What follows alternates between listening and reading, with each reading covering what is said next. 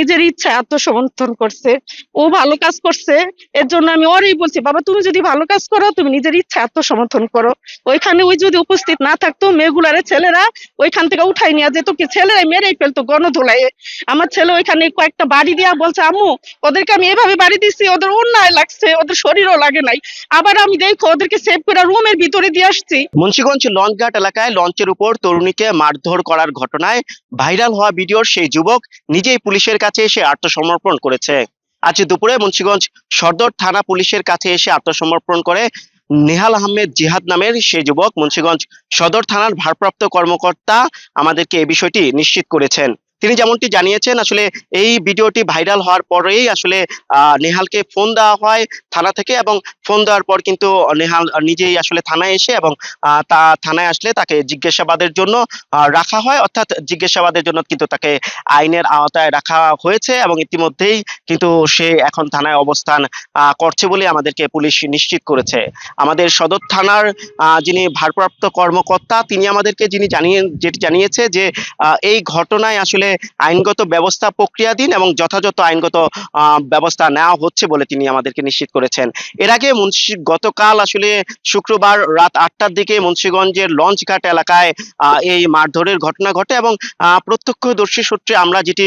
জানতে পেরেছি যে ঢাকার থেকে আসলে এমবি ক্যাপ্টেন নামের একটি লঞ্চ মুন্সিগঞ্জ হয়ে লালমোহন হয়ে আবার পুনরায় ঢাকার অভিমুখে ফিরছিল এবং সেই যে যাত্রীবাহী লঞ্চটি সেখানে কিন্তু তৃতীয় তলায় বেশ কিছু কক্ষ কেবিন ভাড়া নিয়ে আসলে ব্যাচেলর পার্টি নামের একটি তরুণ তরুণীদের একটি পার্টি চলছিল এবং সেটি যখন মুন্সিগঞ্জ লঞ্চঘাট এসে ভিড়ে সে সময় কিন্তু সেখানকার যাত্রীরা স্থানীয়দের কাছে অভিযোগ করে যে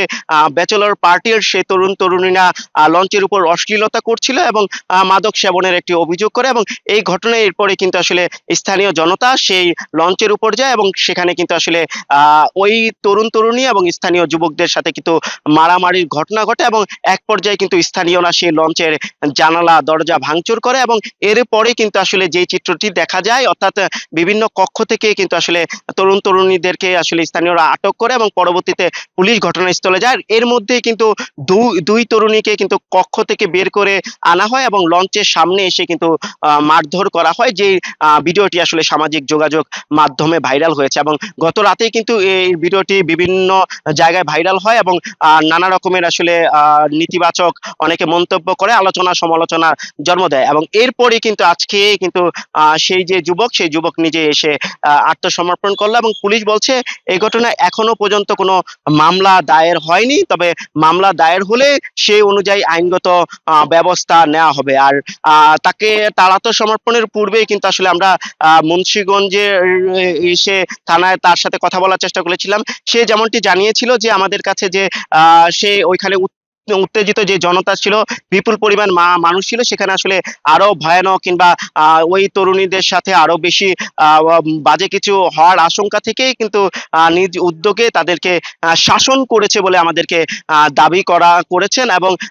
তার দাবি যে ওই তরুণীদের কাছ থেকে স্থানীয় উত্তেজিত জনতা বেশ কিছু মোবাইল ফোন ছিনিয়ে নেয় এবং সেসব ফোনও কিন্তু তিনি এবং তার সাথে লোকজন কিন্তু উদ্ধার করে দেয় এবং উত্তেজনা প্রশমিত করার জন্যই কিন্তু মূলত সে মারধর করেছে বলে আমাদেরকে দাবি করা হয়েছে। যদিও আসলে আইন হাতে তুলে নেওয়ার ক্ষেত্রে কিন্তু